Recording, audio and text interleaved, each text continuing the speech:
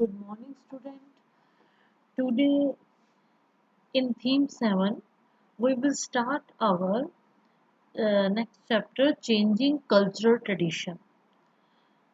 In this chapter, we will discuss about the revival of the Italian cities and then the universities and humanism. Now, first of all, I want to describe you about the from the 14th to the end of the 17th century. Towns were growing in many countries of the Europe. But how can we know about all these things? On that time, the three main towns, Florence, Venice, and the Rome, were developed, or we also saw a lot of the changes in these towns or in these cities. Now, how can we know what were the main sources which give us the knowledge about these changing culture tradition in the Europe? We getting the knowledge from the different documents, then the printed books give us the information, then on that time of the paintings, buildings, then textiles material, archives, archives, then art galleries and museum in the Europe and in the America. So through all these sources, we getting the knowledge about the changes which occurred at the in between the 14th to 17th century. Now we start our first topic, the revival of the Italian cities. After the fall of the Western Roman Empire, many of the towns that had been political and cultural centers in Italy fell into ruin. There was no unified government on that time, and the Pope in Rome, who was sovereign in his own state, was not a strong political figure on that time, while Western Europe was being reshaped by feudal bonds and unified under the Latin Church, and Eastern Europe under the Byzantine Empire, and Islam was creating a common civilization. Further west, Italy was weak and fragmented. And then means that on that time Italy was very weak and it was divided into the many parts. It was these very developed that helped in the revival of the Italian culture. With the expansion of trade between the Byzantine Empire and the Islamic countries, the ports of the Italian coast revived from the 12th century as the Mongols opened up trade with China via the Silk Route, and the trade with Western European countries also increased on that time, and Italian towns played a central role. So they no longer saw themselves as a part of a powerful empire, but as independent city states. Two of these were the Florence and the Venice were republics, and many other were court cities ruled by the prince. One of the most vibrant city was the Venice, very dominant city, and another was the Genoa, and they were different from other parts of Europe.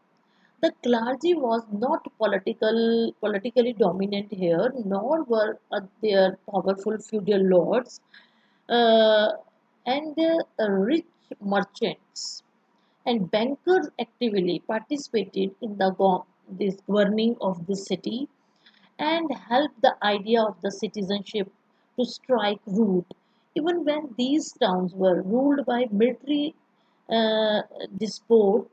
The pride felt by the townspeople in being citizens did not weaken. Now we will discuss about the universities and the humanism. Earlier universities in Europe had been set up in the Italian towns. The universities of Padua and Bologna had been center of the legal studies from the 11th century. Commerce being the chief activity in the city, there was an increased demand of the lawyers and the notaries. Okay, uh, in the solicitor and the for the record keeper to write and interpret rules and written agreement without which trade on a large scale was not possible. Law was therefore a popular subject of study, but there was now a shift in emphasis. It was studied in context of earlier Roman culture. Then to Petrarch, antiquity was a distinctive civilization which could be best understood through the actual words of the ancient Greeks and Romans. And on that time, the educational program implied that there was much be learned which religious teaching alone could not give. This was the culture which historians in the 19th century were to label humanism. By the early 15th century, the term humanist was used for masters who taught grammar, poetry, history, moral philosophy. The Latin word humanitas, from which humanities that was derived and had been used many centuries ago by the Roman lawyer and the other people, a contemporary of the Julius Caesar, to mean culture. There and they were also used very impressive language and the different art, if we are saying, of using word very impressively. And in the 15th century, many things, many things were changed in a very dramatically. We saw a lot of change in the 15th century. A city on that time known as known by its great citizens as much as by its wealth, that was the Florence, had come to be known as because of the Dante Alighieri. Dante Alighieri, he was a layman who wrote on the religious themes and Gitto. Gitto, this man, he was an artist who painted the life-like portraits, very different from the stiff figure done by the earliest artists. And from them it developed as the most exciting intellectual city in Italy and as the center of the artistic creativity. The term Renaissance man, this term is often used to describe a person with man. A person had many interests and skills because many of the individuals who became well known in this time and were people of many parts. They had not only one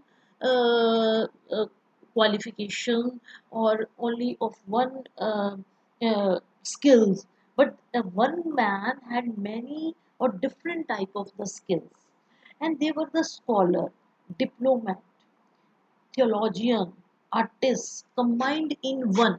So all these qualities we also found in one man. That person were known as the Renaissance man. Okay, student, thank you.